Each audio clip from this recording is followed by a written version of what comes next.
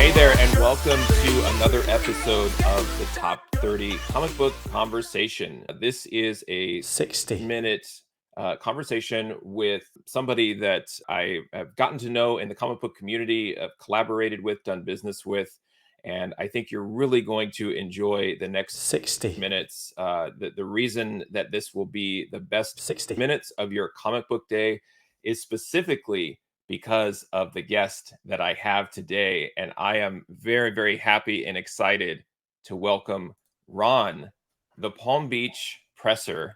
How you doing, Ron? Good. How are you, Brendan? I'm doing great. I'm doing really well. It's funny. I've worked with you for so long now, and now to actually talk to you, and it's great. I have so much to get into and so many questions to ask you about pressing and collecting comics and how we work together. And this is going to be a lot of fun. I really appreciate you being here.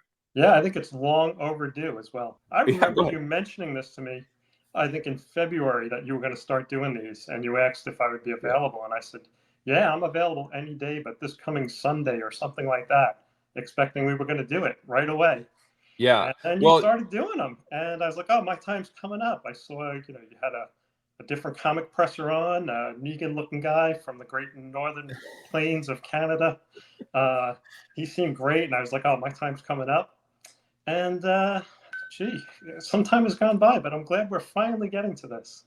Yeah, me too. I know there was a lot of scheduling conflicts around your hair cutting and other things that you have going on. And so, yeah, I'm glad that we did get all the timelines to line up for this. This is awesome. Yeah, you weren't getting the hint that I was saying, yeah, just got a haircut. I'm looking camera ready. I think what would be helpful too is I think a lot of people have gotten to know the Palm Beach presser through my videos and my experience working with you. But for those that don't know, would you mind just kind of explaining who you are and kind of what services you provide? Sure. I'd love to on this special 100th episode, I think. Is that why you waited so long to get me on? Yes, it is a milestone episode. Absolutely. Yes. That's what I figured was going on. Just for you. Yeah. That's what I figured was going on. So yeah, I'm a comic book presser. I'm fairly new to doing comic pressing as a business. It really started about 2 years ago. Was doing my own books for several years. Started doing some friends' books. Then I started doing some books on a regular basis in the quantities of 100 or so for a comic book auction site that's here in Palm Beach County. I'll leave them nameless to protect the innocent. And that got me more and more into doing it as a business. Put myself on Instagram, more work came in, and it's been going really, really well. I do probably 150 books a week or so for the last year and a half, 2 years.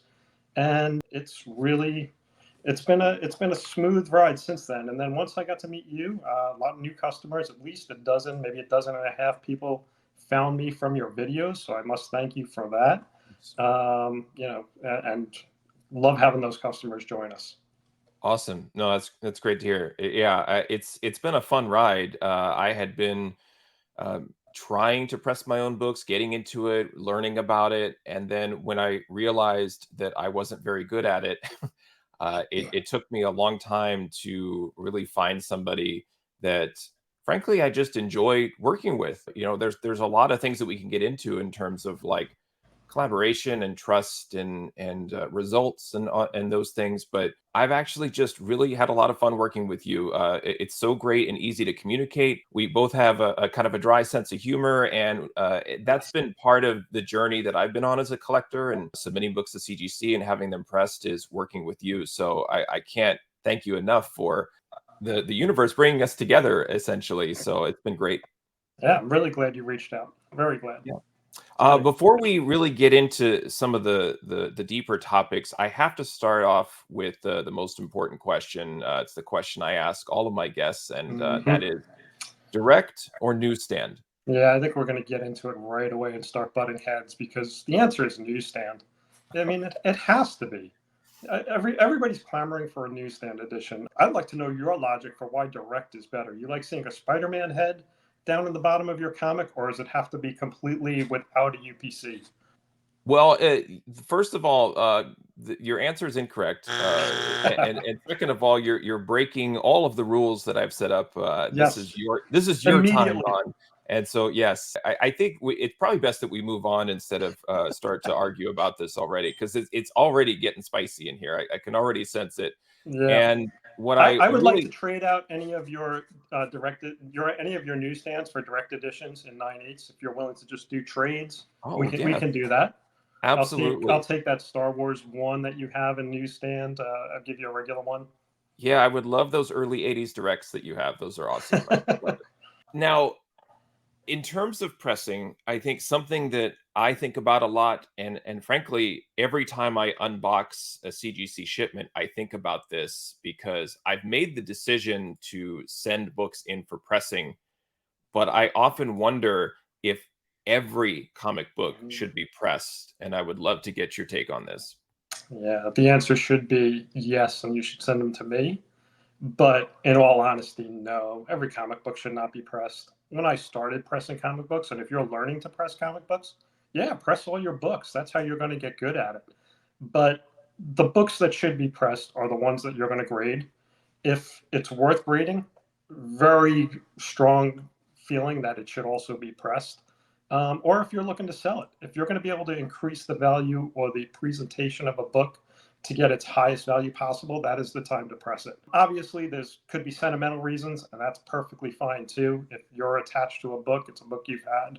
You don't care the condition, you just want it to look as good as possible, then we're collectors, and if that's your goal, then that book absolutely should be pressed. What about if you're a collector where maybe you don't know how to grade, or you're Mm. not exactly certain about, like, and I think as we go through this conversation, the point of the conversation too is for you to help educate me and those watching in terms of books that would benefit from a press. And I think that the difference for me is there's the benefits of pressing, but then there's sort of the logical and logistical piece of pressing in terms of, should this just be part of collecting if you are into professional grading, but also if you just want to preserve your book and have it in the best possible condition.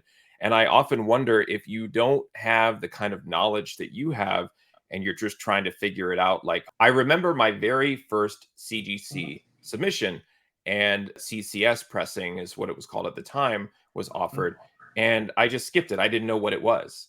And Right. I sent my books in and they came back.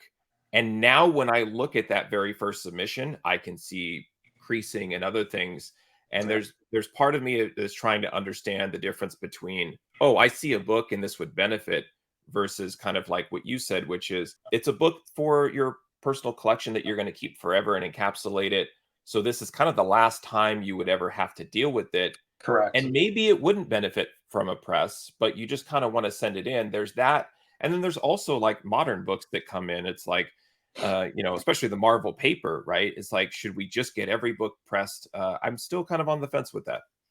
Yeah, those are tough decisions to make, and we've all been there with our first CGC submission. The reason I learned to press was because I carried around books from the 80s and 90s that I've had, and my wife said to me, "Hey, can we get rid of these?" And I said, "Yeah, let me see what they're worth." And I was surprised what they were worth, and I was really surprised when I saw what they were worth graded. So I had a bunch of books I wanted to get improved upon and graded and sell. That backfired badly on my wife. That those 400 books turned into 3,000 books in a matter of months, as I added more and more books to my collection. And yeah, I sold quite a bit of books at that time. But it happens, and it's tough to make those decisions. What should be pressed? I originally got a lot of books from new customers that were new to pressing, that didn't quite understand what can be pressed, what defects can be removed, what defects couldn't be removed, what could be improved. And I was always struggling because I didn't want my customers to be unhappy. I didn't want them to send me a book and expect a 9.8 on that book if it just wasn't possible, because not every defect is fixable. So after our initial call, our initial relationship with pressing books for you, you did a video. It generated a lot of new customers early on. And a lot of them were new to pressing. They came to me because of your recommendation, your experiences you had with me, but they weren't sure what should be pressed. And it became time consuming to kind of educate people, and I want to do that. I don't want to press books and have people send a book off to CGC expecting a 9.4, 9.6, 9.8, but there's no way it's going to get higher than an 8.0 because they're going to be disappointed. I'm going to feel bad for them, and they possibly have wasted money. So Yeah. I started offering a pre-screen service where I look at the book before I press it. I charge $2.50 to do that, $2.50. I do a spreadsheet. I tell them what the grade approximately is now. I'm not CGC, so their mileage may vary, and Mhm. what grade I think it could get to when it's pressed. And I let them to make the decision. I'll let them know what defects the books have, what's going to hold it back, and they can make the decision if the 9.4 is going to be sufficient to make their money back on that book, if they're Right. doing it for investment reasons. It's worked out pretty well. It's time consuming, which is one of the reasons I charge a little extra to do it. It's optional, doesn't have to be done. If you're going to get the book pressed regardless, or you're confident in your ability to identify pressable defects, just say no, and they don't get pre-screened. So I try to make it as easy as possible. And then when I'm done pressing a book, every book, I give it an estimated CGC grade. Right. So you'll know ahead of time, what range this book is going to fall into. And you can make that decision at that time also before you spend the extra $25, $35 to have a book graded. I can always send them directly back to you. There's no additional reject fee. It's just the cost of shipping, and it's over with at that point. Yeah. No, I love the diversity of services that you offer. The problem that I have is that Miss Minutes is after us now. We Uh-oh. have really started to branch off, and I think it's time that we get back on the sacred timeline. The sacred timeline. All right, we are back, and I think that you touched on so many great points there. And before we really kind of dive in deeper on some of those topics, I was wondering if you could kind of share a little bit of your personal background of like when you first started getting into comic books and collecting. Great, great. Yeah, I started as a young lad of 9 or 10 years old. I remember the first comic books I read were Rom 1 and Savage She Hulk 1. So I can kind of date myself. That's around, I think, 79 or 1980. And, with mom's money, basically buying a comic book or a couple of comic books a week. My collection grew. I sold some books at small conventions when I was a young lad of 15 or 16, and I sold most of my collection at that time to buy my first small motorcycle. But I held on to what I thought would be valuable in the future, and that's the stuff that I've dragged around to a couple of houses and from New York down to Florida, and ignored it for a little while. Got back into collecting a little bit in the 90s when Superman died. I kind of fell into the hype as well. I think a lot of us of our age have a similar story. And then COVID hit, and I kind of got reintroduced to the hobby again, and that's where I've been. I've been lucky to retire at a young age, so I was kind of taking it easy and made this a hobby for myself that somehow turned into a new business career, and here we are today. Yeah, I love that story, and yeah, a lot of similarities. But the part that I think is interesting to me is, and if I remember right, we were talking about this early on. Was you were starting to get into pressing and maybe didn't plan on turning this into a No, business, and definitely what not. what was kind of like that first kind of foray into pressing, or what, I mean, were you Yeah. just kind of like you just tried it out, or like how did you kind of go from collector to presser? Some of those books I had, I wanted to get graded. I had a Green Lantern 76 that I thought was in great condition. And I weighed sending it in to get pressed done through CCS. I was very cost conscious. I didn't know what to expect, and I had a lot of the Death of Superman books. I had a lot of other books from the early '90s, Venom, Lethal Protector 1, etc. That I wanted to see what can be done to them, but I didn't want to spend the money, so I started trying it on my own. And there's a learning process. I mean, anybody who starts pressing books is going to get decent results right off the bat. Pressing is not extremely difficult. It's not hard to get some level of improvement from a book. The key is getting the best improvement from a Yeah. book. And I've learned that the hard way. That Green Lantern 76 that I sent in, I had pressed it once, thought it looked pretty good, cleaned it up a little bit, what I thought was cleaning at the time. It got a 6.0.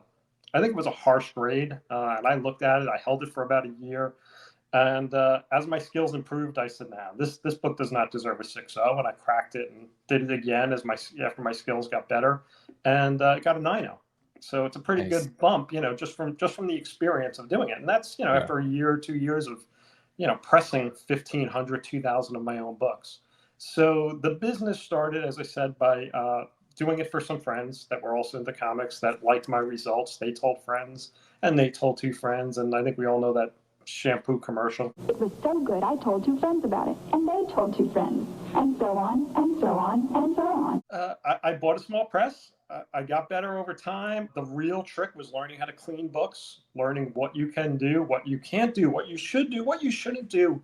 You know, removing color from books happens when you clean them when you're new to it. Tearing books, folding corners, those mistakes, they're painful mistakes, but it's part of the learning process. I never thought I would do this for customers because I never thought I'd want to take the risk with somebody else's prized possessions. So I was like, nah, I'll never do other people's books. And, a trusted friend gave me his books, and I'm like, I'll do this for you, no problem. And next thing you know, your confidence grows over time, but it really does take a lot of confidence, and you need to learn, when things don't go exactly as planned or it looks like a mistake happened, don't freak out. Don't get nervous. It could probably be fixed. Just don't make rash decisions. It Right. comes with experience. Some, little mistakes that can occur. Sometimes you press a little bit of eraser dust into the cover of a book or something like that. You can get rid of it. It's okay. The books that I press for customers, I am not a once and done presser. A book is going to get pressed until it's reached its maximum improvement every single time. That's one of the benefits of me giving it that final grade and telling you what the defects are. I've looked at the book. I didn't just press it and stick it in the bag and send it off to CGC for you. I know what's there. I know what can still be improved upon. So books get pressed 2, 3, 4 times. I mean, if it's a 9.8, it's a 9.8. Sometimes it's a once and done job, and that's you can't improve on perfection. But there are other times, especially those mid-grade books, you look at it and go, I think this crease can be softened a little more. It may not affect the grade, but it might still be worth making it present as good as possible. And every 0.5 helps. Yeah, absolutely. The thing that would always make me nervous was just especially if I would when I was trying to press, I was using a lot of like free comic book day books, and then Mhm. I started to move into like books that I cared about. And you were talking about how you started pressing your own, and then pressing for friends, and then pressing for a business. Mhm. Now that you've moved into like pretty much pressing other people's books full time, Yeah. do you still go back and press some of your books, and do you enjoy it, or do you have the same nerves? Like, how do you feel about now going back to some of your own books Yeah. after having pressed so many books for others?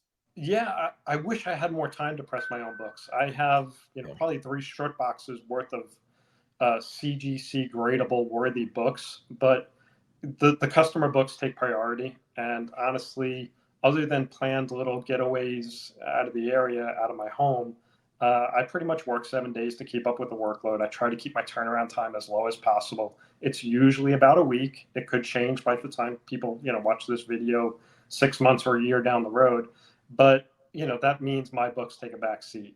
I Yeah. haven't submitted my own books to CGC since last summer because I've been busy doing other people's books. So it's probably like the mechanic whose own car is kind of beat up, Right. but you know, other than a certain book, which I think I'll show you later, I don't think I've submitted any books of my own in quite a while. Yeah, and that's the tough part is there's the hobbyist and the collector in you, but now you branched out and have a successful business. Totally understand, you're trying to prioritize that. Now, when we are as collectors, thinking about having our books pressed, talked about options. You can learn to do pressing on your own. You can seek out a third party. You can ask CGC to press your books. You have options there. From your perspective, though, when a comic book collector is really considering to have books pressed one way or another, why should they choose a third party presser, Hmm. maybe instead of trying to do it on their own or having CGC press them? Well, let me start by saying there might be reasons you want to choose CGC. There's not a lot of them, I don't think, but there's a convenience factor. you're shipping your books once. So if that's a fear for you, and I can understand a new collector wanting to do that, there may be a little bit of cost savings because you don't have additional shipping charges. But there's plenty of reasons that you probably shouldn't choose CGC and should choose somebody who's more experienced. Not that CGC doesn't have experience, but the person who's doing your book might not have much experience, especially if it's a modern book.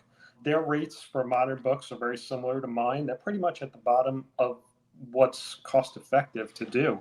So when I say that, with all their overhead, I can't imagine they're making a lot of money pressing modern books. My rates are much lower, I believe, for vintage books. There's those trade-offs. So they must be paying, they must be training people. I would imagine they're probably a once and done pressing operation. I've seen a lot of their books, and whether or not they clean books might be debatable. I have cracked a lot of books that customers have sent me that they've told me have been pressed by CGC. I have turned 8.5s into 9.8s plenty of times in the past. There's a lot of them up on my Instagram feed. You can look at it, look at examples of that. But besides that, to me, my customers are Andrew, Brendan, Josh, Jason. They're not customer number 64843.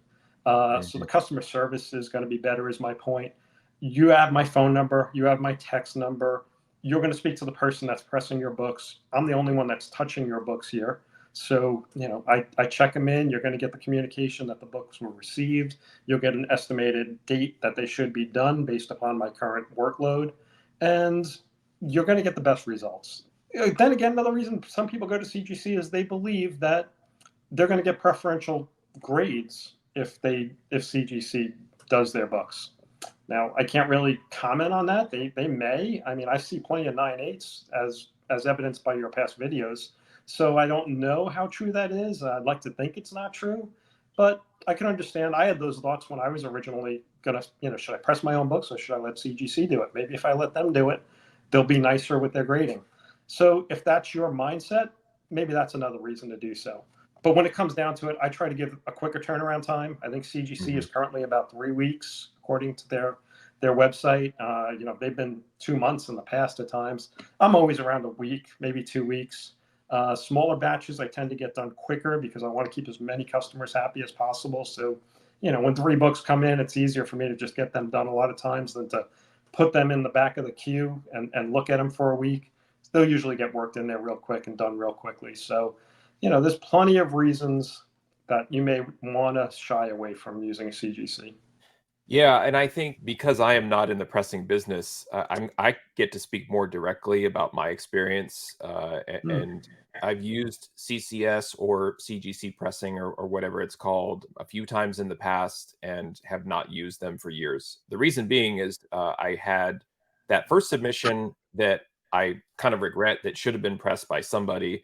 And then I had a second submission where I used CCS and I got pretty good results. And I was like, well, I'm sold on this. The next 2 submissions, I swear, it looked like nothing was done to the book. And I could see just waves, like just what I thought were pretty easy defects. Like I'm sending modern books that just need to be smoothed out. And I was getting a 9.4 when I'm like, this is crazy. And so my opinion on that is there's a couple things. Number one, if they are doing anything, they're just giving it a very minimal quick press, just a modern quick press, regardless of the age of the book. And so, yeah, if that's really all you're looking for, I guess that would be worth the time. But for the amount of money that you're paying and some of the other points that you made around the process being faceless, that, I mean, from grading as well, and having different outcomes of books where I'm looking at them side by side, the inconsistency of the entire process is something that I struggle with. And one of the reasons I enjoy working with you is that you are very consistent with every aspect of what you're doing. The communication I've mentioned, you're very consistent with that. And so that's part of what I feel like is there's a lot of, as a collector, there's a lot of trust where your books are kind of like just floating out there and they're in transit and they're in someone's hands and there's somebody's grading them. And it makes me very nervous. And you have been able to remove some of those nervous energies and feelings because, like, hey, I've received your books. I'm working on them. Here's some pictures. Here are some notes. Let's talk about this book. And there's a lot of control that kind of comes back to the process with working with you that I appreciate. Yeah. Well, thank you. I'm glad to hear that you've been happy with it. Now, when I mentioned like, I'm eyeballing some of my books, like, yeah, these I think have pressable defects. I'm a complete amateur. I'm looking at these things and I'm like, yeah, I think this should be pressed out. I'm not exactly sure, but with all of the books that you're receiving, I imagine you're getting uh, books in all kinds of shapes, sizes, defects, and things like that. But in terms of like the defects that you know that you can fix and work on, I was wondering if you could give an example of something you see that is kind of like, I don't want to say like your favorite defect, like that this is my favorite thing, that there's something wrong with this customer's book, but where it's like, I know I can improve this, no problem. And then maybe talk about something that, customers send you regularly where you're like, I really don't like seeing this. First of all, whether a defect is going to be fully removed is going to depend a lot on the quality of the paper. Thicker cardstock books don't improve as much as normal paper that you see on books, consistently from the 70s and 80s and even early 90s to some degree. But certain things are very easy, quick removals. They're usually not a problem. Stack creases, so that's that little bend you get at the end of a book by the spine usually. They come out very quickly. Finger bends usually come out very quickly, which is basically a bend in the cover from it, just being handled. It gets tougher though to remove some other defects. Any defects in the corner, especially a spine corner, doesn't tend to fully come out. Least favorite type of book I receive though is any book that has an insert directly behind the Uh, front cover. Is I'm like, not this again. So when I say that, I think of Amazing Spider-Man, the one with the first Hobgoblin with the mhm, tattoos insert. right. It's workable. That one's not too bad. Wolverine 88 is one of those that have an insert, but the worst of all time is Web of Spider-Man 118. Send that to your friend in Canada. Don't send it to me. um, it's just an awful book. It has an insert behind the cover. The cover paper is super thin. The spines are very weak on that book. Then they stick another insert near the center of the book. So the book just needs to get padded up so bad so that you don't press those inserts into the cover of the interior pages, that it just puts a lot of stress on the spine. It's not my favorite book to work on. Yeah. So do me a favor, don't send me that book. Uh, I'm making notes. Yes. Web 118. You got yeah, it. Now we're talking about like the pressable defects. I mean, for me, where I kind of draw the line is things that break color. Like again, I'm an amateur, but I am learning about like which books have the best potential for success. All of the books behind me, I think, except for one, you have worked on, and we've been able to achieve great success. I give you almost all of the credit, almost. And when I mean almost, is there's a tiny bit that I like to take credit for, which is when I'm looking at a book, I'm trying to figure out, is this something that Ron can work on? Like you said earlier, I don't want to give you books certainly that would waste my time or money, but I don't want to yeah. waste your time either. I mean, there's sometimes I think like you're going to get a book and it's like, why is he sending me this? Like he should kind of understand this. And so that the question that I have, is like, just because a comic book has something wrong with it or from a presentation standpoint, Yeah. I was wondering if you could talk about like the I don't want to say like the responsibility of a presser, but like, should a presser like feel like they should be able to fix every defect? There's a category of defects that you just can't work on, right? Correct. Yeah. Absolutely correct. Yeah, there are certain defects. We'd love to fix every defect, but there are certain things inherent in the book that once they happen, they're going to stay. Now, you've always picked good books, and I know what to expect as a repeat customer. I know what to expect from you, and I think I've reached out to you a few times early on when I've gotten a book and said, "Hey, did you know there's a little edge tear on this book?" I don't know the value of every book that comes to me. So I'm going to assume you want it pressed if you didn't tell me it was you wanted it pre-screened. But if I see something very out of the ordinary, I'll reach out to those customers. I don't want to waste people's money. I want a happy customer. I want a happy customer that's going to return to me multiple times after this. So that's the focus. But yeah, certainly every defect can't be fixed. Anything, I'm sure we've all know that once something breaks color, it's permanent. There are some books, though, that can have a spine tick that can almost disappear. spine ticks really occur because there's a fastening of the light off the cover because of the shape of the cover at that spine tick. If I smooth that out, the tick itself, the loss of cover sometimes is not noticeable. There's plenty of examples of that on my Instagram that you could look through as well. That you'd be like, man, there was a color break there. And chances are it's still there, but it's almost imperceptible. And you could still get a 9.8 on that book. Happens quite often. But other defects, obviously, the bad ones are crease lines, rips, tears, nothing you can do about that. Stains. Now, is something a stain or is something a soiling is a question. A stain soaks into the paper of the fiber papers of the book. And once it's there, it's not coming out. There may be some more experienced pressers out there that will do deep cleaning, they call it, or wet cleaning. That may lighten those stains. They might do LED light treatments that can slightly lighten those stains as well. Foxing is going to return, most likely. But if you have a book that is worthy of being disassembled and wet cleaned, there are more experienced pressers out there that you should choose for that book. So if that 0.5 difference in grade, 1.0 difference, between a 3.5 and a 4.5 is going to make that kind of difference on the value of your book, or it's sentimental to you and you want it to be as nice as possible, and you want to spend the extra $150 or more in some cases to do that, I'm not the right presser to do that. I really focus on what I am skilled at, what I do on a regular basis. I'm not going to experiment on a customer's books. You got to kind of choose who the right presser for any particular problem is. And I think a few others that are probably have 10 years, 15 years more experience and offer those services. And I recommend that you see them in those situations. There's a lot of them out there that are good. I feel like I'm really more kind of your mainstream collector. And what I mean is, like, I'm not dealing with Amazing Fantasy 15s. I'm not wheeling and dealing in those and need like all of these advanced treatments. But then also there's risks. Like, I don't know if I want to send a $50,000 comic off for some BLED treatment or something like that. All of that stuff, it all makes me nervous. Like when you're dealing with chemicals and lighting and all of this stuff, and some of the defects too. As we're talking about this, you mentioned foxing and staining. I still don't even know. And like, in terms of like, is this something that's manufacturing? Is this something that you can fix? Is this something that we don't want to fix? We don't want to add any additional risk to the book.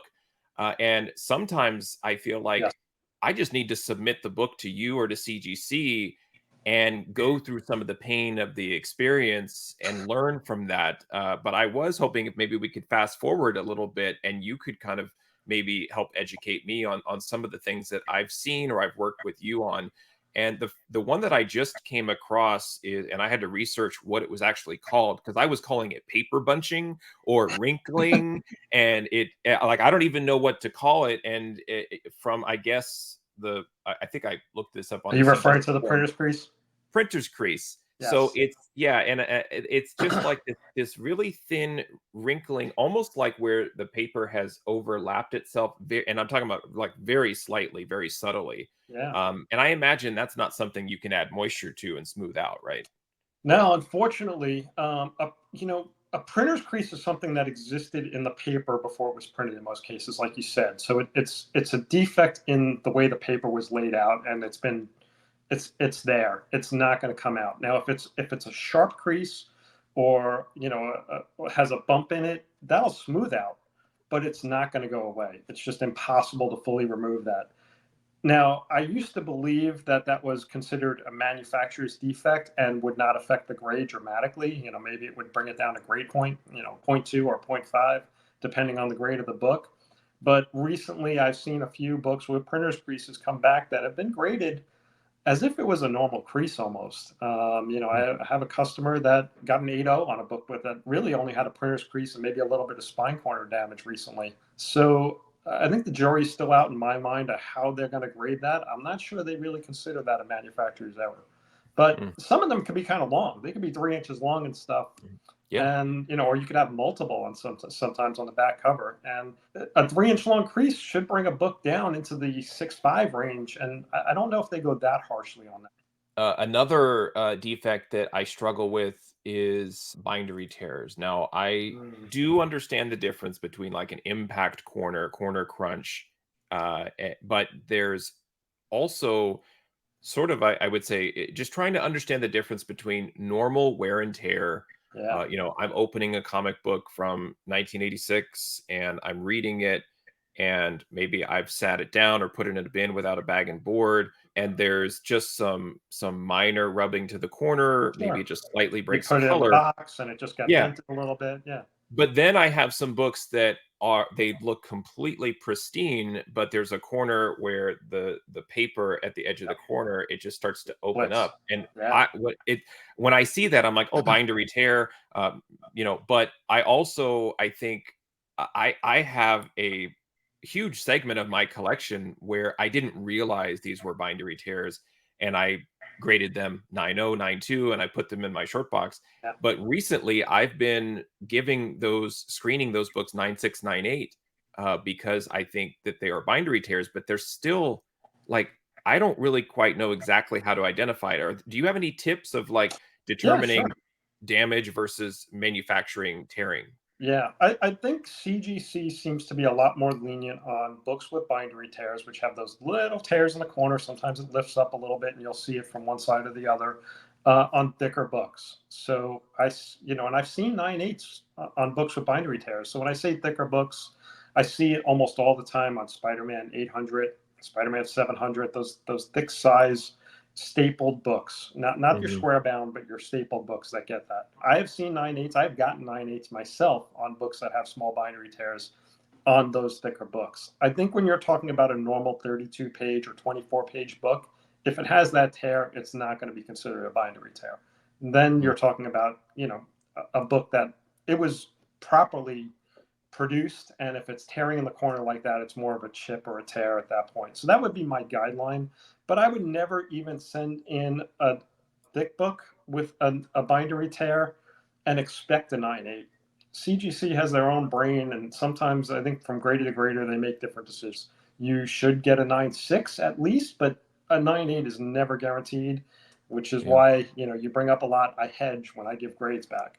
There was a book that you worked on for me, Iron Man 150, one of my favorite Iron Man. I'm an Iron Man fan. One of my favorite books, Doctor Doom, on the cover, and the grader note that you provided me, and you even sent me photos too, which I appreciated. And you were talking about a weak spine, and I was wondering if you could explain what you mean by that.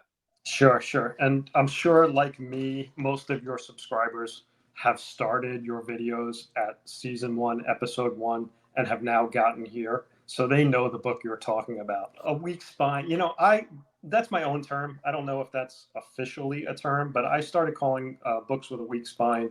So basically, what happens when a book gets bent and it gets a spine crease a lot of times, that creates an inherent weakness in the spine at that point. So if the book is ever bent again, if it's picked up, like when I handle a book, I always have a backer board behind it and a backer board. I handle it with a backer board. I don't pick a book up from the top edge or the bottom edge of the book because that's going to cause a little flex in the spine. So any Mhm. book I have, here's one here. It's backer board behind it all the time. This one's in a bag, but when I flip it, another board goes on top. I flip it over, and I Right. look at the backside. So a weak spine is a book where that I can get that tick out, I can get that crease out a lot of times. But if it's mishandled again, if it's picked up by the bottom edge or the top edge and it flexes a little bit, that tick wants to recurve. People call it regression sometimes. That is not a defect that's really regression. That's a defect caused by slight mishandling. And a normal book might not get that. And you're going to see it more in your thinner books. You're going to see it on your books with 24 pages a lot of times, thin covers, not your cardstock covers. Those are the books that are going to have that weak spine. And unfortunately, we can't control how the grader is going to handle it. And I've recently, since that Iron Man you spoke of, I've come up with a little bit of a solution. It's not perfect, but I'm going to keep it as a trade secret. But I don't think we'll see that as often, hopefully, because I have a slight improvement in that process that hopefully will alleviate that from happening as much as it has in the past. Not that it happens a lot, but if I see a tick that shouldn't be there in a book that's been graded, you could tell it was pressed, but that tick or that crease is back. It's a mishandling error, 95% of the time, I would imagine. So Yeah, it makes sense. And the last one that I have for you, hopefully you have trade secrets around this one too, because This just happened in a recent unboxing too, where I had flipped a book over to the back, and there was some weird, like, crusty green substance on it, and I'm not exactly sure, but I'm going to go ahead and call it here and say that there was snot on the back of the book. Do you come across books with some odd substances on the front or Sure, back cover? sure. I see fruity pebbles sometimes stuck to the back of a book. Sure, it happens. Again, that's normally soiling unless something has been absorbed into the fibers of the paper. You'll have different results on removing soiling based upon what color you're working on. White you can go to town on and really get nice and clean, but white also shows any little stains that occur very easily.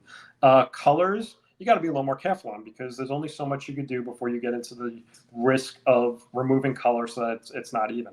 Lighter colors are easier to work on than darker colors, because a laminated book, a book with a thick laminate, you can usually, once you get the book a little moisture, you can wipe that snot right off most of the time. I just wanted to state for the record, it wasn't my snot. It was on the book already, so I promise you. But it's good to know that there are treatments or ways to consider trying to remove it. You didn't do So the taste test.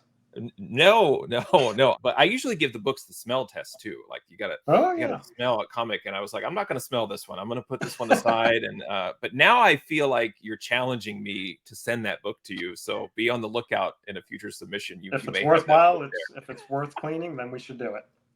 Now, I imagine, like, what we'll need to do is kind of pre-screen that book, right? We'll have to look at it and say, hey, is this book that has snot all over the back, is it even worth it? Sure. Pre-screening is something you mentioned it earlier as one of your services that you offer, and not a lot of pressers. I mean, I haven't come across any really that kind of call that out specifically and differently as a service. Right. And it is something that I think is valuable if, as you mentioned, you have new customers, they're kind of new to the process. You want to make sure that the entire process is worth everybody's while. Would you recommend that, customers use your service, and would you maybe recommend other pressers offer a pre-screen service to help collectors? Yeah, I'm really surprised they don't. And I really thought long and hard about how I should do that, because I was contacting customers quite often saying, "Hey, this book has this problem. Do you know I can't fix that problem?"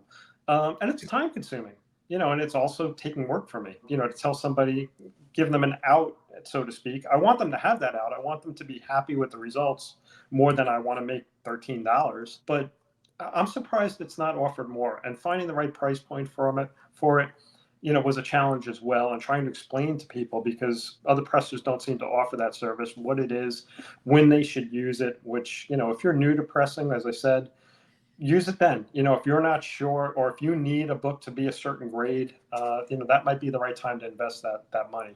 Not saying that I don't take those books that are not asked for pre-screening and call out something that I find concerning. I do that quite often, but it's a trade-off, so to speak, because it does take a lot of time to create a spreadsheet, email it to somebody, put the books back away, put them back in their boards, put them safe to the side until the customer gets back to me with instructions on which they want pressed, which they don't. So it's a tough one, but I'm surprised it's not offered. I'm also surprised that more pressers don't give you the option of finding out what they think the grade is going to be beforehand, because who wants to spend the extra money for a book that's not going to meet the grade they're expecting? CGC Right. doesn't give you that option. You send them to, press, they're going to press it and they're going to grade it. You've spent the money, you got your 7.5. Yep, So exactly. Now, there's two sides for the pre-screening too. There's the pre-screen service that you offer, and then there's also on the CGC side something that you and I have talked about yeah, in the past in terms of my types of submissions and things like that. There's part of me that feels like I'm already invested in the process, and I'm this far along where I'm working with you. And if there's a book that's maybe questionable in terms of its potential, you'll contact me and say, is this something that, you want to forward on? yeah, Uh, there's part of me that's like, feels like I'm already invested.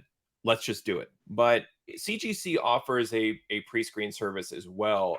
I wonder if is it too much pre-screening? Would it be worth it? Let's say you had something that had some value or some personal value to you. If you're going to pre-screen it, should I then forward it on to CGC for a pre-screen? Because I don't want to put a 9.8 pre-screen on a lot of these, like, bronze and copper age books, because Sure. the nuance could be 9496, and I don't want to get a book that you've worked on where you've pre-screened and have it get rejected by CGC, and now I'm back with a raw book where the whole intent was to get it graded.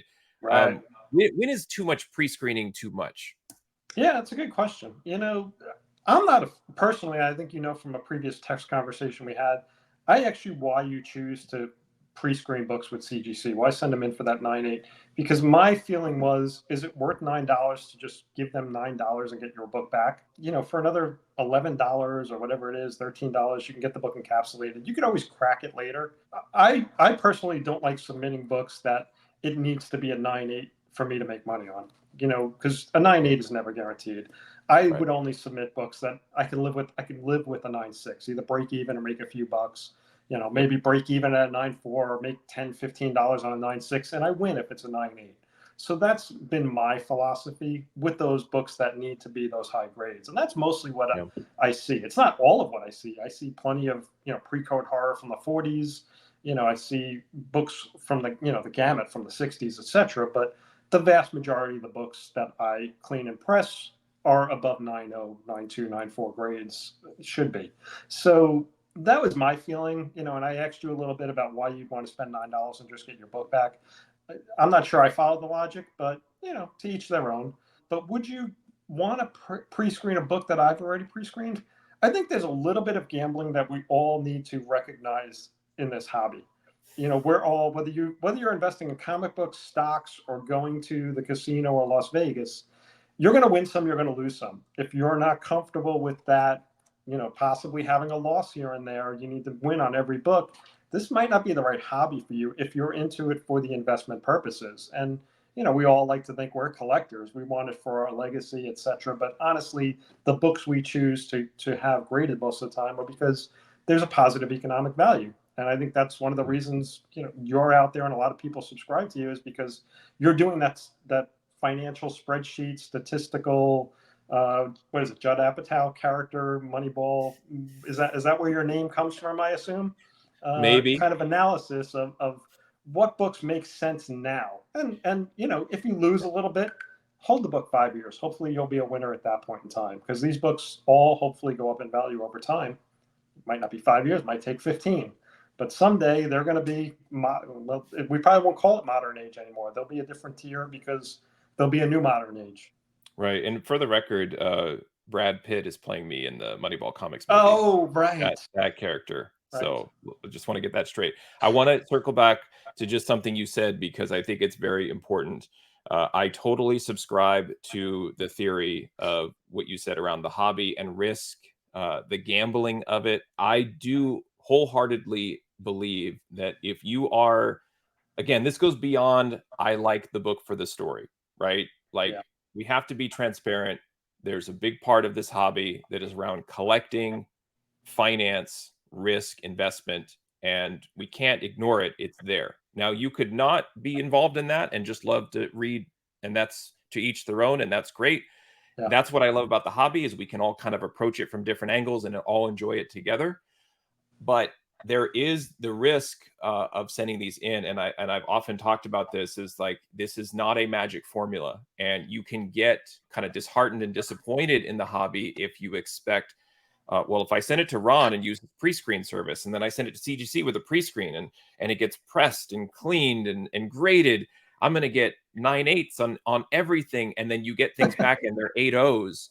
Or you're telling the customer, I shouldn't even press this book, and they're like, no, Ron, I trust you, you do it. That you can then kind of withdraw from the hobby very quickly if that's your approach. The reason I do the spreadsheets and the analysis is to kind of help quantify and show some of the logic that you were talking about, in terms of making sure that it's worth everybody's while. It's worth the financial, that this hobby is very expensive. And so a lot of what I show in my videos is my failures, because I want it to be realistic. I don't save all of the Palm Beach presser unboxing 9.8s and discard all of our videos where I'm not getting 9/8 because I don't want to show that. I want to show this is all part of it. It's Yep. all part. It's risk minimization. It's working with good people. It's enjoying the hobby. Where you have to have that element of realism and understanding of all of the different points of failure where this can get out of hand real fast. Now, the other thing that I enjoy about your service, the last point, I mean, there's so many things that I like and appreciate of what you do, but there's one thing in particular, the grader notes. I think that is a really underrated value that you provide. When I first started working with you, I was very happily surprised to kind of get a summary of the submission, which was amazing and fantastic. Could you kind of talk about that process? Why do you do it? And why do you think it's important that customers kind of understand your grader notes and predicted grades? The grader notes I give, first of all, the disclaimer has to be out there. I'm not CGC. I'm giving my estimate of what I expect. And just like CGC is human, maybe sometimes I misgrade a book.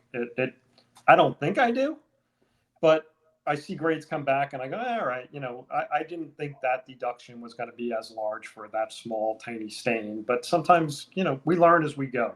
But CGC doesn't seem to be perfect either.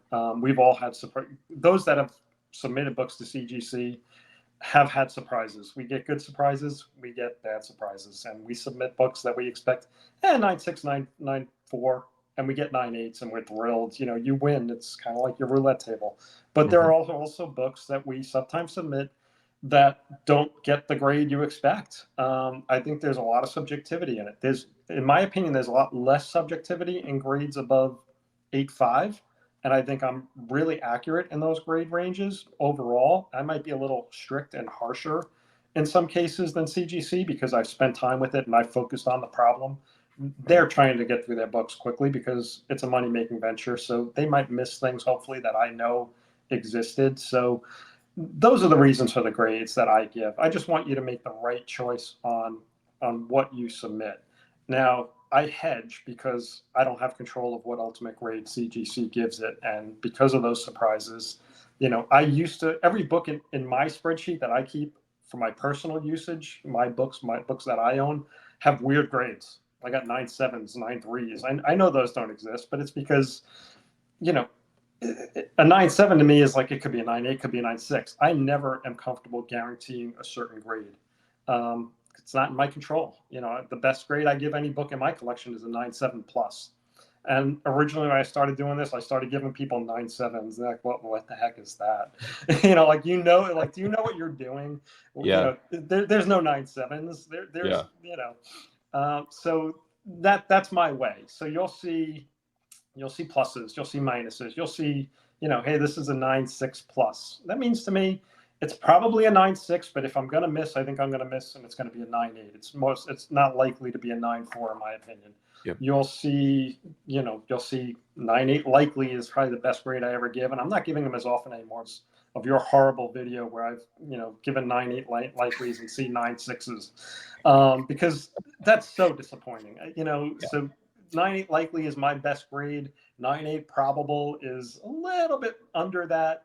9.8 possible should get a 9.8. It could get a 9.6. So that's my way. I've also done little tildes. 9.6 tilde is probably a 9.6. Might be a 9.4. Might be a 9.8. I'm going to be within a grade range, hopefully, or you might want to reconsider when you get that book back, looking it over closely and see if the grader was too strict, or if I missed something, or maybe the grader mishandled the book a little bit. Maybe they banged it on the corner, on there, or maybe they bent it a little bit when they picked it up from the top of the bottom. It could happen. Right. So, and you got to decide, is that something that is worth fixing? If you need that higher grade, personally, I think CGC wants us to crack books now and then. I have had books that I've expected 9.8s and I've gotten 8.5s, and I have cracked them and I've looked at them and gone, there's nothing wrong with this book. I'll throw a quick press on it, and it comes back a 9.8 again. So, and these are books that shouldn't make a big difference. You'll see a Venom Lethal Protector 1 on my Instagram from way back in the day that I've done that. I've done that on, and they're inconsistent.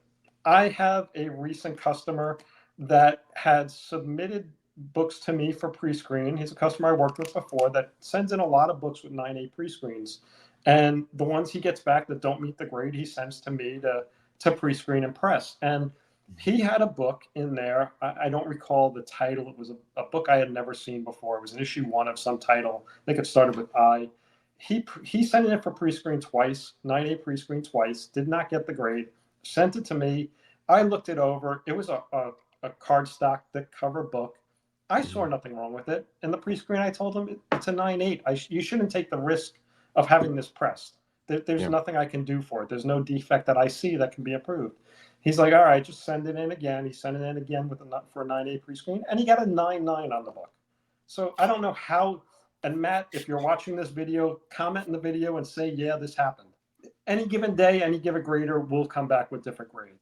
Yeah, one of the reasons I think it's undervalued to me is it's actually added additional excitement about the process. I maybe a year or so ago, I told myself not to go onto CGC's website and look at the grades once they're in. It adds to my thrill of being able to unbox it and discover it. And then, working with you, when I get that email from you that's like, here are the results. Here's kind of the final status of your shipment. It's off to CGC. That's part of the thrill now of this whole process. I'm like, okay, I want to sit down and I want to click the email and I want to go through it and I digest your notes and now I'm looking forward to it. And it doesn't spoil anything because we still want to know what the final grade is. But I love that you take the time to do that because we don't often get grader notes from CGC. So it's Right. nice to have some. Again, I'm talking about like maintaining that control, and Yeah. kind of reducing the anxiety of a lot of this.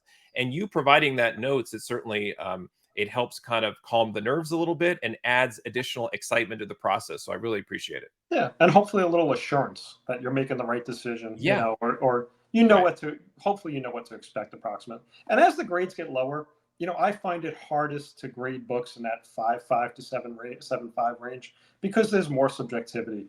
The Sure. books that are in that range are going to have varied defects, multiple defects in a lot of cases, and some are insignificant compared to the larger defect, the large spine corner crease line that exists still. So it's harder. There's a lot more subjectivity. It's harder to be more accurate on those. So if you get grades back from me and you send me vintage books, give me a little more leeway on those books. You'll see a lot more Sure. tildes. You're not going to see a lot of pluses and minuses. You'll see, hey, this is a 6.0 tilde. Right. Give it a little bit more leeway. You might get a 5.0. You might get a 7. It's hard. I think low grade books are easy to grade. High grade books are easy to grade, and everything in the middle gets a lot more questionable about what the grade it's going to come back in as is going to be.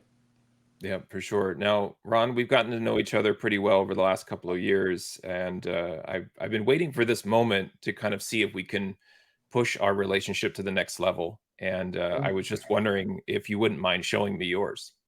Wow, that's really Your nice. your your comic book. If you had a comic Of book that course. maybe you wanted to share, is what I meant. Yeah. Yes, yeah. I do have a book I would like to share. As I said, I had books that I've held that I thought would have value, and I forgot what a lot of them were over the 25, 30 years that I carried them around. But there were a couple of books. I mentioned a Green Lantern 76 that I had that I talked my mom into buying for me as a young kid, I think in 1980 or so. And I think she spent about $12 on the book back then, which, in money for that age was a lot of money. My mom was a single mom, but she supported my hobby and, was a way to keep me quiet, I guess, go read a comic book for 30 minutes. But another book that I had in that collection was a book I just recently got graded. It just recently came back, and that is this beautiful book. It is Hulk 180. I had it signed by Roy Thomas and Glennis Oliver Ween. So that recently came back. And this is another one of those books I talked my mom into buying from a comic retailer back on Long Island and Bethpage at a farmer's market. Keith Mallow, if you're still out there, you got me started in this hobby at your local comic shop. But I recently lost my mom, and when I see these kind of books and I finally get them graded and see the results come back, it means a lot to me to have that opportunity. And this is probably a book I'll keep in my collection for a while because honestly, I kind of look at most of my collection and go, it's all for sale for the right price. But that one might not be. Yeah, no, it's a fantastic story. I appreciate you sharing, and also the sentimental value and the connection to it.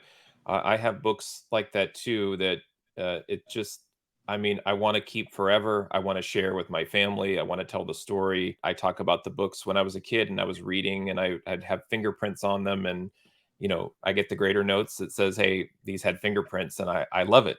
I love that they're there. That there's part of it. This I call comic books like the time machine, because there's very few things in my life that can really take me back to those moments. So I love having those bits of attachment and bringing us back to those times. So I really appreciate you sharing that. The other thing I want to just make Hey, sure, before you go, I was just thinking, would you yeah, mind doing a giveaway of a gift certificate, maybe a $40 gift certificate for me at some point in the near future? Maybe if people no, yeah, like, subscribe, and I can't comment on your afford video. $40, Ron. Well, yeah, I I figure can't. that's a good. That's more than enough to get modern books pressed by me. So I think that's whether they're your existing customers or new customers. Would you handle that at some point in the future and just Yeah. No, I would cool? love to do that. I think if folks are watching, and we'll talk about this a little bit more at the end of this video, but if you're still with us here, this would be a great time to like this video, comment, and certainly if you're not a subscriber, go ahead and subscribe. And what I'll do, Ron, if that's okay with you, is I'll take all of the comments from this video, and then we'll put them maybe in a giveaway, and then I'll announce that process, the details of that maybe Thank towards you. the end. I Does that work? appreciate that. Yeah, Yeah. definitely. And well, it's a good time to say too. I appreciate what you have done to help me grow my little business, but I also really appreciate all the customers I have. A lot. All my customers are repeat customers. I see books regularly from the same people. I've gotten to know a lot of people in this hobby as well. And I just want to take a moment and say I really appreciate you guys that are doing this, that are sending me books on a continual basis. It means a lot to me. It means a lot to me when I hear your appreciation. I love hearing grades back. They send me texts with the screenshots of their grades, or just like you do on your videos. I love the good news when it comes back. So, unfortunately, occasionally there's bad news. I think there's that grader out there in the organization that just has a different set of criteria, or they Yeah. just found out that their girlfriend's leaving them or is cheating on them or something, and they get back from Right. lunch and they're just annoyed, and they get harsh grades now and then. Bruce, I apologize. I think you've gotten 2 batches of that. So comment below and say you don't blame me when that happens. But I know you've had one. Don't watch that video, people. No, Don't go don't back. watch it. Yeah, Mm-mm. forget about it. You should just take it off your feed if you don't I mind. probably should. Yeah, I probably should I just remove appreciate it. it. Yeah. I'm Now, sorry to I interrupt. no, no, this is great stuff, and I know that, your customers that are watching this, they're sitting down to really enjoy this video, and just make sure that you're also sitting down, Ron, because I think if it's okay with you, I think it's time for a little rapid fire.